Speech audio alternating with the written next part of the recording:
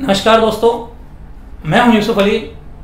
दोस्तों, इस समय हमारे साथ मौजूद है किशन देव गुप्ता जी, जो एक सामाजिक कार्यकर्ता है। वसई विरार में कई सामाजिक मुद्दों को लेकर हमेशा अपनी आवाज़ बुलंद करते रहे हैं और सामाजिक विषय पर कई बार इन्होंने आवाज़ उठाई है। आज हम इनसे चर्चा करने आए हैं। चलते हैं, इनसे बात करते हैं क्या विषय है इनके पास में और किन विषयों को लेकर ये चर्चा करना चाहेंगे। ओपन जानते हैं आगे। नमस्कार किशन भाई। नमस्कार भाई, मैं किशन देव गुप्ता। मैं आज एक गंभीर मुद्दा लेके, वसई विरार का मुद्दा है, गंभीर मुद्दा लेकर के आज आपको बुलाया, इस पर अपन चर्चा करेंगे। किशन भाई, एक्चुअली मुद्दा क्या है और उसमें आपका क्या कहना है? पहले मुद्दे की बात कीजिए। सबसे पहले मुद्दा क्या है? मुद्दा ऐसा है कि वसई विरार में स्कूल है, वो स्कूल है अरुण वर्मा का। जो उनके 5 स्कूल है, पाँचों स्कूल में कुछ ना कुछ प्रॉब्लम है, जिसमें कि हजारों बच्चे पढ़ते हैं। बच्चे के भविष्य का क्या? जब वो खुद गलत है तो बच्चे को कैसे अच्छी शिक्षा दे सकते हैं? ऐसे काफ़ी मुद्दे हैं जिसमें हम लोग आगे चर्चा करेंगे। मतलब आपका कहना है कि एक किसी संस्था के 5 विद्यालय हैं और उन 5 विद्यालयों में बहुत सारी इरेगुलरिटीज़ है, तो क्या चीज़ उनमें, क्या किस तरह की इरेगुलरिटीज हो, बताएंगे? सबसे पहले मैं आपको बताना चाहता हूँ कि बसीपुर में नेशनल हाईवे को लग के कोल्ही एक गाँव है। उस गांव में ज्ञानोदय एजुकेशन ट्रस्ट करके है। उस ट्रस्ट के माध्यम से ज्ञानोदय स्कूल चलते हैं, जूनियर कॉलेज तक है, स्कूल चलाते हैं। और वो स्कूल जर्जर हालत में है, लोड बेरिंग की बिल्डिंग की तरह बनाई गई है। यहाँ तक कि अगर वहाँ से बड़े डंपर वगैरह जाते हैं, वहाँ पे स्पीड ब्रेकर है, अगर वो डंपर वहाँ पे स्पीड ब्रेकर कुत्ता है तो बिल्डिंग भी हिलती है। उसमें कम से कम 2-4-5 हज़ार बच्चे हैं, 4-5 हज़ार बच्चे हैं। अगर कल को बिल्डिंग गिरती है, कुछ प्रॉब्लम होता है तो उसके जवाबदार कौन? इसके लिए शासन प्रशासन में शिकायत करने के बावजूद भी शासन प्रशासन उसके ऊपर कार्रवाई नहीं कर रहे हैं। अब दूसरी बात ऐसी है कि जब वो खुद अनलीगल, अलग गलत तरीके से स्कूल बना करके गलत तरीके से बच्चों को शिक्षा दे रहे, तो बच्चे का भविष्य क्या? बच्चे उनसे क्या सीखेंगे? मतलब गलत तरीके से किस तरह से बनाए गए, इसके बारे में? गलत तरीके से मैं आपको बताता हूँ। वो जो स्कूल है, पहली बात तो आदिवासी लैंड पे बनी हुई है, ठीक है। और न तो जगह का एनए हुआ है, न तो कोई संबंधित विभाग से परमिशन लिया गया है। उन्होंने ऐसी बिल्डिंग 4 मोहल्ले की बनाई है और वो बिल्डिंग को जर्जर टाइप में बनाई हुई है, जिसे उसके बोलते हैं ना अपन, जैसे कि उसके पावा कितना में होना चाहिए, कितना मरला इसकी पावा जा सकते हैं। ऐसा उन्होंने कुछ इंजीनियरिंग के माध्यम से काम नहीं किया। उन्होंने अपने मर्जी से घर बनाते हैं ना, उस माध्यम से उन्होंने घर कैसा बना के उस पर काम चला रहे हैं। आपको ऐसा क्यों लगता है? इसलिए ऐसा लगता है कि वहाँ पे काफ़ी लोग हैं जो अपने संपर्क में, उनके वहाँ पे बच्चे पढ़ते हैं, बताते हैं कि जब वहाँ पे डंपर वगैरह जाते हैं, बड़ी लहरी जाती है तो बिल्डिंग हिलती है।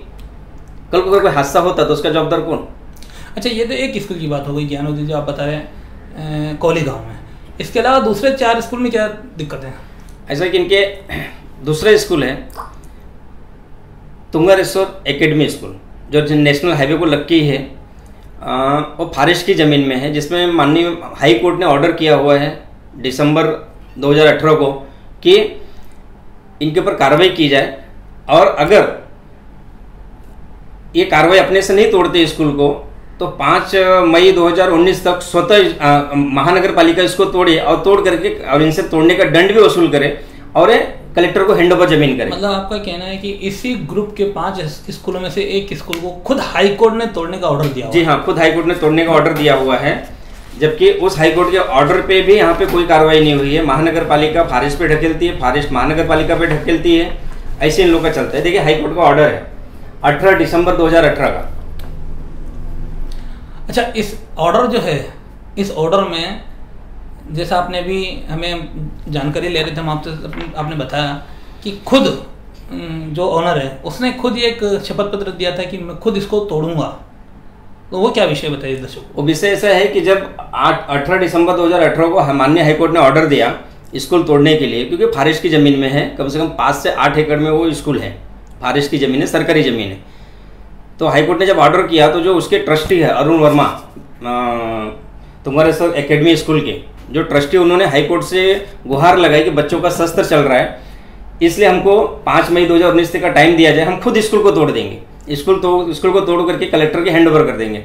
लेकिन फिर उसके बाद हाईकोर्ट ने उनको महानगर पालिका के आयुक्त को बोला कि अगर 5 मई 2019 तक स्कूल को नहीं तोड़ते हैं तो आप इनको तोड़ो, और तोड़ने के बाद इनसे इसका तोड़ने का चार्ज भी वसूल करो अरुण वर्मा से, ट्रस्टियों से और इसको कलेक्टर के हैंड ओवर करो स्कूल। मतलब कहने का मतलब देखा जाए तो बच्चों के भविष्य के नाम पर इन्होंने सिर्फ मिसगाइड किया है। ये स्कूल के नाम पे, बच्चों के भविष्य के नाम पे इन्होंने शिक्षा को एक रोजगार बना लिया है। अगर आप देखने जाएंगे तो उनके 5 स्कूल है, 5 स्कूल में आपको बहुत सारी अनियमितताएं मिलेगी। नहीं, वो अपनी जगह पे है, लेकिन यहाँ जो डिमोलिशन की जो बात हो रही है, हाई कोर्ट ने जो ऑर्डर पास किया तो इन्होंने सिर्फ हाई कोर्ट की दिशा भूल करने के लिए बहाना बनाया कि अभी अब ये सत्र चलने दीजिए, इस सत्र के बाद में हम कुछ ऐसा करेंगे, शिफ्टिंग करेंगे और जो भी उन्होंने यहाँ तक शपथ पत्र हाई कोर्ट को दिया है कि सत्र चलने दीजिए, सत्र के बाद हम बच्चों को खुद वो दे देंगे कंसलेशन, बच्चे किसी और जगह जाके एडमिशन ले लेंगे और हम स्कूल को तोड़ देंगे। तो कहने का मतलब अगर देखा जाए इस मायने से देखा जाए तो ये हाई कोर्ट के आदेश की अवहेलना है। सीधे सीधे इसमें एक तो पहले जो भी उनकी रेगुलेटरी रही हो वहाँ वो जिम्मेदार है, जो पार्टी जिसका नाम बता रहे हो, और दूसरा ऊपर से उसने हाई कोर्ट के आदेश की अवहेलना की, तो उसके लिए मामला कहीं ज़्यादा संगीन हो जाता है। अब उसके बाद में बात करते हैं ऑथोरिटी की, प्रशासन की। तो जब हाई कोर्ट ने खुद महानगर पालिका को टैग किया हुआ है कि अगर ये नहीं डिमोलिश करते तो आपको करना, तो उन्होंने भी अपना काम नहीं किया। 2018-19 की बात और आज 2021 में आ गया, 2 साल हो गए। तो यानी कि कहने का मतलब हाई कोर्ट की ऑर्डर की पालना एक, मैं तो नहीं कहूँगा कि भूमाफिया या कुछ भी ऐसा वर्ड में नहीं बोलना चाहूँगा, लेकिन एक इंसान उसकी पालना नहीं कर रहा है तो जो अथॉरिटी वो भी उसकी पालना नहीं करवा रही। बराबर। ठीक है, आपका क्या इस पे एलिगेशन है, क्या आपका मांग है? मेरी मांग है कि जो हाई कोर्ट का ऑर्डर है उस हाई कोर्ट के ऑर्डर के हिसाब से कार्रवाई होना चाहिए, और ये जो अथॉरिटी है, जो स्थानिक अथॉरिटी है, वो कार्रवाई नहीं कर रही। इसके लिए हमारे एक मित्र हैं राजू भगेलो गुप्ता, उन्होंने हाई कोर्ट में गए, इस मुद्दे को हाई कोर्ट में डाले हुए हैं। ऑर्डर आने वाला था लेकिन कुछ कारणवश है, कोरोना काल की वजह से ऑर्डर भी रुका हुआ है। अगर वो ऑर्डर आता है तो वहाँ की जो स्थानिक प्रशासन है, शासन, उनके ऊपर भी कार्रवाई होगी, कोर्ट ऑफ कंडेम लागू होएगा उनके ऊपर भी। अच्छा, दूसरी बात, अब वो एक जो तुंगारेश्वर एकेडमी की जो बात कर रहे थे वो बात तो हुई कि उस पर ऑर्डर को उन्होंने फॉलो नहीं किया, लेकिन उसके अलावा जैसा आपने अभी चर्चा में बताया था कि दूसरे 4 स्कूलों में अनियमितताएं हैं। तो एक का हालत आपने बताया चिंचोटी वो जर्जर है, बाकी जो है दूसरा उसका क्या? चिंचोटी में जो जर्जर मैंने आपको बताया वो आदिवासी जमीन पे है, उसके जस्ट बाजू में सर्वे नंबर 11.2 में ही वो भी लीगल स्कूल बना रहे, ग्राउंड प्लस 2 का परमिशन लिया है बीबीएमसी से। वो है अरविंद कांतिलाल शाह, जिन्होंने परमिशन लिया हुआ है और लेकर के अरुण वर्मा को इन्होंने करारनामा पे, डेवलपमेंट करारनामा पे दिया हुआ है, जिसपे भी वही ज्ञानोदय ट्रस्ट के ही माध्यम से वहाँ पे स्कूल बन रहा है, तैयारी चालू है, जिसमें इन्होंने बिगर तहसीलदार के, देखिए मैं आपको बताता हूँ कि जब खुद शिक्षक अगर बच्चों को, जब वो खुद सही है तो बच्चों को अच्छी शिक्षा कैसे दे सकते हैं। उन्होंने जब वहाँ पे मिट्टी खोदकाम चालू किया तो उनको तहसीलदार से परमिशन लेना चाहिए, उन्होंने तहसीलदार से परमिशन नहीं लिया। जब इसकी शिकायत या जानकारी हमको मिली तो हमने मंडल अधिकारी, तहसीलदार और एसडीएम को इसकी लिखित शिकायत किया। तत्पश्चात जाकर के मैंने 5 तारीख को कंप्लेंट किया, तो 7 तारीख को तलाठी और मंडल अधिकारी घटनास्थल पे जाते हैं, पंचनामा करते हैं। तो पंचनामा में उन्होंने पाया है कि माटी उत्खनन 36 बाई 56 का 13 फुट गहरा, दूसरा 96 बाई 40 का 13 फुट गहरा, ऐसा करके उन्होंने 761 ब्रा 761 ब्रास मिट्टी उन्होंने खुद काम किया है, जिसका तलाठी ने पंचनामा करके मंडल अधिकारी ने तहसीलदार को रिपोर्ट सौंपा है। मतलब बिना परमिशन के 760 से ज्यादा ब्रास मिट्टी का भराव, उत्खनन और भराव हुआ है। उत्खनन हुआ है। उस पे आगे का प्रोसीजर क्या हुआ, आपने क्या किया? आगे का प्रोसीजर है कि अभी ये मुझे मंडे को मिला पंचनामा की कॉपी, और 2 दिन छुट्टी था, आज भी छुट्टी है। और अभी आगे जब से स्कूल चालू होता है अपना तहसीलदार कार्यालय, अभी तो कोरोना काल चल रहा है, इसके लिए मुलाकात तो नहीं हो सकती, लेकिन फ़ोन वगैरह पे या तो पोस्ट से हम उनको कंप्लेंट करके इनको हम फाइनल करने को लगाएंगे। और दूसरा ऐसा है कि जब इन्होंने कलेक्टर के पास से एनए करवाया था, तो कलेक्टर के एनए में पैराग्राफ नंबर 7 पे दिया हुआ है की सदर जमीनच्या अधिकृत व्यवसायासाठी वापरासाठी विकास करण्यापूर्वी महाराष्ट्र जमीन महसूल अधिनियम 1966 मधील कलम 44 सर्व समज प्राधिकरण करून आवश्यक सर्व कागजपत्रे परवानग्या घेणे अर्जदार यांच्यावर बंधनकारक राहील। इनका कहना है कि सेक्शन महसूल अधिनियम के सेक्शन 1966 के तहत कलम 44, आप यहाँ पे कुछ भी करते हो तो आपको शासन से, जो भी यहाँ से स्थानिक अथॉरिटी से आपको परमिशन लेना है। इन्होंने तहसीलदार से परमिशन नहीं ली। इसके लिए आगे की हमारा ये भी प्लानिंग है कि अभी हम कलेक्टर को लेटर लिख करके क्या एनए भी कैंसिल करने को लगाएंगे। कलेक्टर को बोलेंगे कि ये इन्होंने कानून की धज्जियां उड़ाई है, इनका एनए कैंसिल करो और इनका पर फाइन करो। चिंचोटी की आगे की बात करें तो ऐसा जानकारी में आप ही ने भी बताया कि एक स्कूल जो है वो नदी किनारे बना हुआ है। जी, तो उसका क्या? इन्होंने एक स्कूल बनाया हुआ है बजस्वी रोड मेढे पे, मेढे गांव है, वहाँ पे बनाया हुआ है, जो कि वो नदी किनारे बनाया हुआ है, जिसके लिए मंडल अधिकारी ने इनको नोटिस भी मारा। ये देखिए नदी किनारे स्कूल बनाया हुआ है, ज्ञानोदय के माध्यम से ये SK Chaudhary memorial charitable trust करके है, उसके माध्यम से इन्होंने यहाँ पे स्कूल चला रहे हैं, नदी किनारे स्कूल है। इनको मंडल अधिकारी मांडवी ने 3/9/2010 को इन्होंने नोटिस मारा, कारण दाखो नोटिस मारा। 3/9/2010 सॉरी 3/9/2020 तो 3/9/2020 को इन्होंने कारण दाखो नोटिस मारा है। लेकिन प्रॉब्लम कहाँ पे होता है, अधिकारी लोग नोटिस देते हैं, बाद में वहाँ पे जाके आगे स्टॉप हो जाते हैं। अरुण वर्मा के अंदर पता नहीं क्या कला है, क्या है कि अधिकारियों को वो कर लेता है, मतलब वहाँ पे स्टॉप करने के लिए उनको मजबूर कर देता है। अब मजबूर कैसे करता है आप भी समझ सकते हैं। नहीं तो इन्होंने कारण बताओ, नोटिस के बाद उन्होंने कार्रवाई क्यों नहीं किया। अनलीगल स्कूल पे जब कलेक्टर का भी ऑर्डर है, कलेक्टर ने तहसीलदार को ऑर्डर किया है कि इसके ऊपर कार्रवाई करो, कार्रवाई क्यों नहीं करते इन लोग। तो कहीं ना कहीं इनका आकर के कहीं ना कहीं स्टॉप हो जाता है, ब्रेक लग जाता है। अभी दूसरा मैं आपको बताता हूँ, ये जो ज्ञानोदय स्कूल है, जो इन्होंने मिट्टी चोरी की है, मिट्टी का उत्खनन किया हुआ है, जिसमें रॉयल्टी का इन्होंने चोरी किया हुआ है, उसके बाजू में 17 गुंठा जमीन है, जिसके लिए इन्होंने विदाउट परमिशन बनाया, जो मैं बता रहा हूँ कि जर्जर हिलता है, जब कोई गाड़ी वहाँ से जाती है तो हिलता है। उसके लिए मैंने कलेक्टर को लेटर लिख करके, मैंने कलेक्टर को पत्र लिखा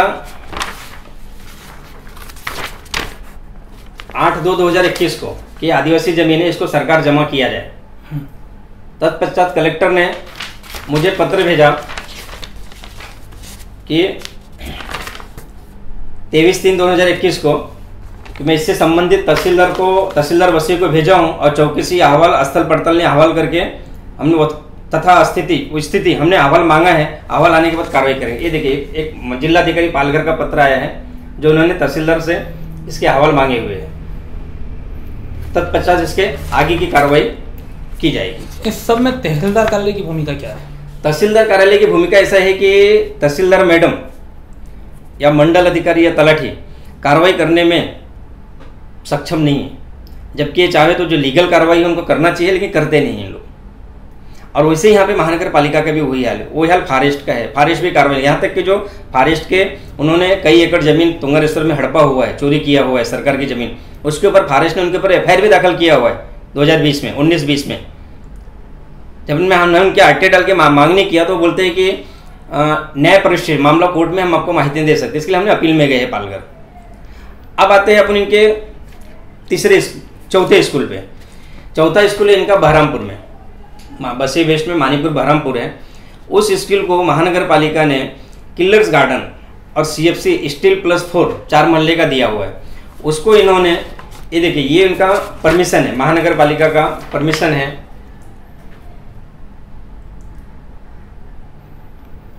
ये परमिशन है परागिम रॉड्रिक्स के नाम पे, जिसको इन्होंने, ये देखिए इसको परमिशन है CFC और killers garden, CFC and killers garden जो छोटे बच्चों का होना चाहिए, बालवाड़ी। लेकिन इन्होंने उस स्कूल को Gyanodaya English high school junior college of arts commerce तक बना दिया। ये देखिए अब ये CFC वाले कहाँ जाएंगे, कॉमन फैसिलिटी सेंटर वाले कहाँ जाएंगे, वहाँ के स्थानिक लोग, जिसकी भी शिकायत और कंप्लेंट हमने महानगर पालिका से, नगर से विभाग से की है और मांग की है कि उनके ऊपर MRTP का गुना दाखिल किया जाए, उनका OCCC रद्द किया जाए, OCCC रद्द करके उनके ऊपर कार्रवाई की जाए और कोर्ट में केविट भी दाखिल किया जाए, जिसकी वजह से उनको कोर्ट से स्टे न मिले। ये मामला कब का है? ये मामला है 2020 का। अब मैंने कंप्लेंट अभी 21 में किया हूँ। हाँ, और एक मामले में ऐसा जानकारी में आया कि MRTP नोटिस निकला है, वो मामला कौन सा है? वो मामला ऐसा है कि जो इनके स्कूल है ज्ञानोदय स्कूल चिंचोटी कुल्ली में और दूसरा तुंगारेश्वर एकेडमी स्कूल, ये दोनों मामले में प्रभाग समिति G और प्रभाग समिति F महानगर पालिका ने इनको MRTP के नोटिस निकाली है, स्थल पड़ताल ने हवाल किया है, लेकिन कार्रवाई नहीं किया। अब देखिए 29/6/2016 को प्रभाग समिति F ने धानी पेल्हार इनको स्थल पड़ताल ने हवाल करता है और 20/7/2016 को MRTP की नोटिस देता है, लेकिन इनके ऊपर कोई FIR दाखिल नहीं हुआ था। उसके बाद हमने इसकी कंप्लेंट किए है। ये देखिए ये स्थल पड़ताल ने हवाल है महानगर पालिका के इंजीनियर का, उन्होंने और वर्ड टू वर्ड चौरस मीटर कितना है वो सब लिखा हुआ है। 1 से लेकर के 11 तक मुद्दे हैं, सब लिखा हुआ है, फिर भी कार्रवाई है। ये देखिए MRTP की नोटिस है, महानगर पालिका प्रभाग समिति F ने दिया हुआ है तुंगारेश्वर एजुकेशन ट्रस्ट के ट्रस्टियों को। 2016 में ही MRTP निकलता है और 2021 तक FIR दाखिल नहीं ना FIR होती है, ना ही बिल्डिंग को डिमोलिश किया जाता है। अब देखिए, ये प्रभाग समिति जी महानगर पालिका 18/3/2016 को कारण दाखो नोटिस देते हैं कि पेपर सादर करो। उसके बाद इनको MR स्थल पड़ताल में अहवाल करते हैं 9/1/2018 को, और MRTP देते हैं 9/1/2018 को, लेकिन अभी तक इनके ऊपर कोई कार्रवाई नहीं। ये देखिए, प्रभाग समिति जी का है, कोई कार्रवाई नहीं। मतलब 3-3 साल 5-5 साल से मामले प्रलंबित है और उस पर कार्रवाई नहीं है। वहाँ पढ़ने वाले बच्चों का जो है जीवन पूरा जोखिम में खुद अथॉरिटी महानगर पालिका डाल रही है, अपन ऐसा बोल सकते हैं। अब देखिए, ये जो दूसरा मुद्दा आपको बताया तुंगर, ये देखिए जर्जर इमारतें है। अब इसमें बच्चे लोग का क्या भविष्य है? अगर इस इमारत में बच्चे पढ़ते हैं, इसमें क्या भविष्य है बताइए? जो खुद अनलीगल शिक्षक अनलीगल काम करता है, वो बच्चों को लीगल क्या सिखाएगा? और दूसरा मैं आपको बताता हूँ, इसी स्कूल के ट्रस्टी का एक और स्कूल है नायगांव ईस्ट में, वो स्कूल है OLC आर्किड इंटरनेशनल स्कूल। अब बताइए, 4 गाले में इंटरनेशनल स्कूल चल रहा है। शिक्षा विभाग महानगर पालिका सोई हुई है क्या? अच्छा, इस सब में शिक्षा विभाग जो तांडेल मैडम है अपने यहाँ की, उनको इस बारे में आपने अवगत कराया क्या? उनको सब कुछ जानकारी इसके विषय में अवगत है, सब कुछ जानकारी है, लेकिन वो कार्रवाई करने से कतराती है। अब क्यों कतराती है? यहाँ तक कि जिला परिषद पालघर शिक्षा वहाँ पे भी शिकायत की गई है, वो भी कतराते हैं। माहिती मांगो तो माहिती नहीं देते, फिर उनको अपील में जाना पड़ता है, अपील में जाने की उनकी मजबूरी थी, तभी जाके वो RTI देते।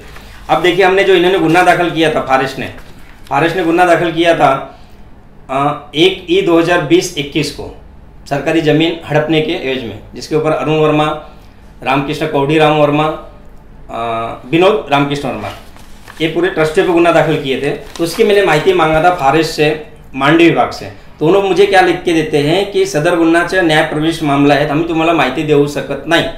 अब बताइए, कौन से इतने बड़े मामले हैं कि जो इन्होंने माहिती नहीं दे सकते? कोर्ट में मामला चल रहा है,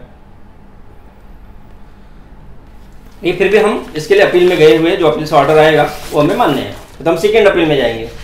तो ये एक शिक्षा के नाम पे एक बहुत बड़ा व्यवसाय चल रहा है, और अगर कहा जाए तो ये एक एजुकेशन माफिया कहे जाएंगे इनको।